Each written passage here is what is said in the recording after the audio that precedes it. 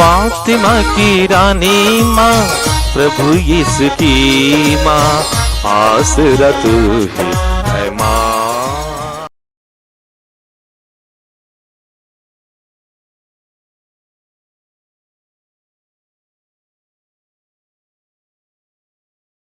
पहला पाठ प्रवक्ता ग्रंथ अध्याय 4 पद संख्याएं 11 से 19 तक।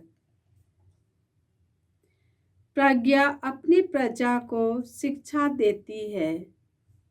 जो उसकी खोज में लगे रहते हैं वह उनकी देख रेख करती है। जो उससे प्यार करता है वह जीवन को प्यार करता है। जो प्रातः काल से उसे ढूंढते हैं वे आनंदित होंगे। जो उससे प्राप्त कर लेता है वह महिमान्वित होगा। वह जहाँ कहीं जाएगा प्रभु उससे वहाँ आशीर्वाद प्रदान करेगा। जो उसकी सेवा करते हैं वे परम पावन प्रभु की सेवा करते हैं। जो उससे प्यार करते हैं प्रभु उनको प्यार करता है। जो उसकी बात मानता है वह न्याय संगत निर्णय देता है। जो उसके मार्ग पर चलता है उसका निवास सुरक्षित है। जो उस पर भरोसा रखता है वह उसे प्राप्त करेगा और उसका वंश भी उसका अधिकारी होगा। प्रारंभ में प्रज्ञा उसे टेढ़े मेढ़े रास्ते पर ले चलेगी और उसमें भय तथा आतंक उत्पन्न करेगी। वह अपने अनुशासन से उससे उत्पीड़ित करेगी और तब तक अपने नियमों से उसकी परीक्षा करती रहेगी जब तक वह उस पर पूर्णतया विश्वास नहीं करती। इसके बाद वह उसे सीधे मार्ग पर ले जाकर आनंदित कर देगी और उस पर अपनी रहस्य प्रकट करेगी। किंतु यदि वह भटक जाएगा तो वह उसका त्याग करेगी और उसे विनाश के मार्ग पर आगे बढ़ने के लिए छोड़ देगी। प्रभु की वाणी। ईश्वर को धन्यवाद। भजन अनुवाक्य। हे प्रभु, तेरी संहिता के प्रेमियों को अपार शांति प्राप्त है। हे प्रभु, तेरी संहिता के प्रेमियों को अपार शांति प्राप्त है। तेरी संहिता के प्रेमियों को अपार शांति प्राप्त है। वे कभी विचलित नहीं हो जाते हैं। तू मेरा आचरण जानता है। तू जानता है कि मैं तेरी आज्ञाओं का पालन करता आया हूँ। अनुवाक्य। हे प्रभु, तेरी संहिता के प्रेमियों को अपार शांति प्राप्त है। हे प्रभु, तेरी संहिता के प्रेमियों को अपार शांति प्राप्त है। मेरा कंठ तेरा स्तुतिगान करता रहे, क्योंकि तूने मुझे अपनी संहिता की शिक्षा दी है। मेरी वाणी तेरा गुणगान करती रहे, क्योंकि तेरा सभी आज्ञाएं न्यायपूर्ण है। अनुवाक्य।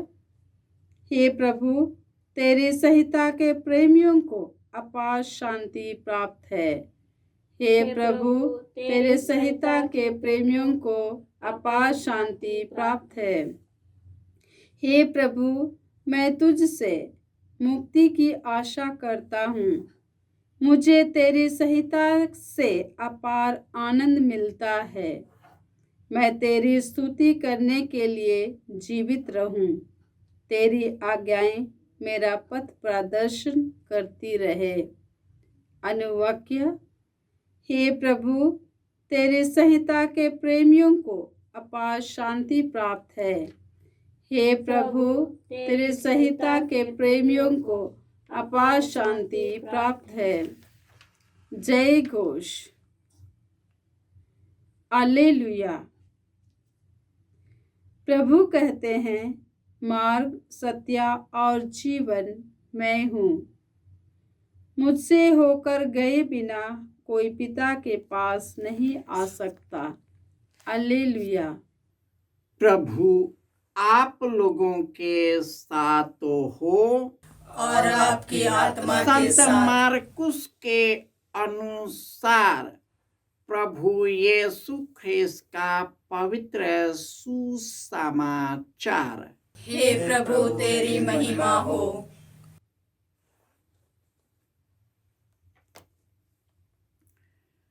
अध्याय 9 पद संख्याएं 38 से 40। योहन ने यीशु से यह कहा, गुरुवर, किसी को आपका नाम लेकर अपदूतों को निकालते देखा और हमने उससे रोकने की चेष्टा की, क्योंकि वह हमारे साथ नहीं चलता। परंतु यीशु ने उत्तर दिया, उसे मत रोको, क्योंकि कोई ऐसा नहीं जो मेरा नाम लेकर चमत्कार दिखाए और बाद में मेरी निंदा करे।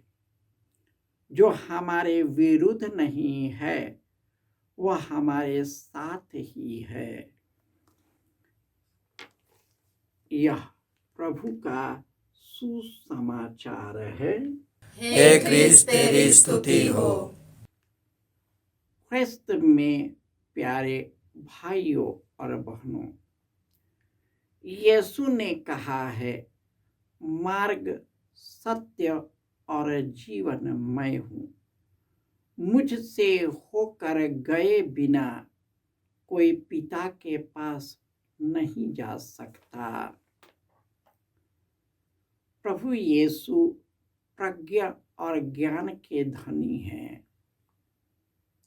वे सर्वोत्तम गुरु हैं, क्योंकि वे अपने पिता से जुड़े हुए थे और वे कहते हैं कि जिसने मुझको देखा है वह पिता को भी देखा है, क्योंकि पिता मुझ में है, मैं पिता में हूँ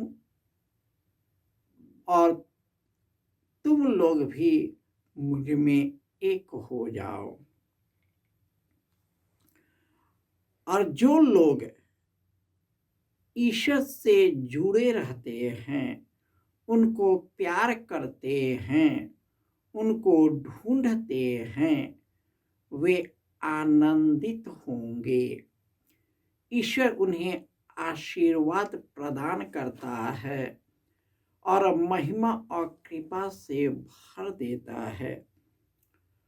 और जो प्रभु पर भरोसा करते हुए निरंतर उसके मार्ग पर चलता है, ईश्वर खुद उनमें कार्य करने लगता है, उन्हें अपनी प्रज्ञा और ज्ञान से भर देता है, अपनी पवित्रता से भर देता है, उसे अनुशासित बनाता है और उसके जीवन को धन्य कर देता है। और प्रभु यीशु जब लोगों के साथ रहते थे, लोग उनको सुनते थे। और ऐसा हुआ कि योहन ने यीशु से यह बात कहने आया कि प्रभु, एक व्यक्ति आपका नाम लेकर अपदूतों को निकाल रहा है, जो हमारे साथ नहीं चलता। ईश्वर न हमारा है न आपका है, ईश्वर सबका है, यीशु सबका है। और जो भी उसको विश्वास करते हुए उसके जीवन पर चलता है, ईश्वर उसे कृपा से भर देता है। आज की दुनिया में प्रतियोगिता स्पर्धा है, जो एक दूसरे को काटते हुए, छांटते हुए, मारते हुए आगे बढ़ना चाहते हैं। यीशु बोलते कि उससे मत रोको। अब मेरा क्या होगा, मेरा वैल्यू क्या होगा? इसी दुनिया में तो यही चलता है। लोग यदि हमसे बढ़ जाए तो मेरा क्या होगा? मनुष्य की चिंताएं हर प्रकार के दूषित है, प्रेमी नहीं है, शुद्ध नहीं है। प्रभु ही हमें शुद्ध करता है, उनकी प्रज्ञा हमें शुद्ध करता है। पवित्र आत्मा ही हमें ईश्वर की ओर ले जाता है और यीशु के मिशन कार्य में तटस्थ बनाता है, मजबूत बनाता है। भले ही हमारा शरीर क्षीण अवस्था में चला जाए, परंतु हम ईश्वर की सहायता से सब चीज करने में सक्षम हो सकते हैं। इसलिए यीशु कहते हैं, जो मेरा नाम लेकर चमत्कार करता है वह मेरी निंदा नहीं करता, उससे मत रोको। आज कई समुदाय है जो दूसरे समुदाय से स्पर्धा कर रहे हैं, चंगाई को लेकर के, चमत्कारों को लेकर, मेरे साथ ऐसे ये सब शैतानी हरकत है। अगर ऐसे लोग करते हैं, एक संस्था दूसरे संस्था को और एक प्रार्थनालय दूसरे प्रार्थनालय को, वह ईश्वर की कृपा नहीं है। सबसे सीखना है और सबकी प्रशंसा करना है, और जो भी ईश्वर की आत्मा द्वारा संचालित जो कार्य कर रहे हैं, उनकी मार्ग पर हमें भी चलना है, हमें भी उनसे सीख लेनी है, हमें भी उनकी पवित्रता में बढ़ते जाना है, न कि उससे ईर्ष्या करना है, उससे विभेद करना है, उसके साथ आर्गुमेंट करना है, उसकी बातों का खंडन करना है। यदि उचित और न्याय संगत है, वह ईश्वर की आत्मा द्वारा प्रदत्त है, तो हमें भी उसके साथ सहयोग करना है, क्योंकि वह निरे मनुष्य से नहीं परंतु ईश्वर के आत्मा द्वारा प्रदत्त है। आइए, यदि विचारों को लेकर, कार्यों को लेकर, मिशन को लेकर, संस्थाओं को लेकर यदि गलत रूप में स्पर्धा है कि दूसरों को तुच्छ, अपने आप को महिमामय करते हैं, तो इस भाव को हम यीशु के चरणों में डाल दे और विशुद्ध मन से, समर्पित रूप से अपने जीवन को एक दूसरे के लिए अर्पित करे, एक दूसरे से प्रेरणा ले और एक दूसरे के साथ ईश्वर के आनंद के भागी बन जाए। जय यीशु।